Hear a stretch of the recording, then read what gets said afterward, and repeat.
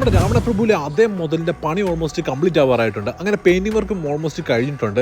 ഇനി പോളിഷിംഗ് ആണ് ബാക്കിയുള്ളത്. പോളിഷിംഗ് ബാക്കി നിൽക്കുക തന്നെ വണ്ടിയുടെ ഇപ്പോഴത്തെ ഒരു ഇതെന്ന് പറഞ്ഞാൽ അടിപൊളി ക്വാളിറ്റി തന്നെയാണ് പെയിൻറ്റിങ് നടന്നിരിക്കുന്നത്. ഇനി പോളിഷിംഗോട് കഴിഞ്ഞിട്ടുള്ള ആ ഫൈനൽ ലുക്ക് കാണാൻ ശരിക്കും എക്സൈറ്റഡ് ആണ് ഞാൻ. നമ്മുടെ ബമ്പറും പാർട്സും എല്ലാം ആ ഒരു സൈഡിൽ നമ്മൾ ചെയ്തു വെച്ചിട്ടുണ്ട്.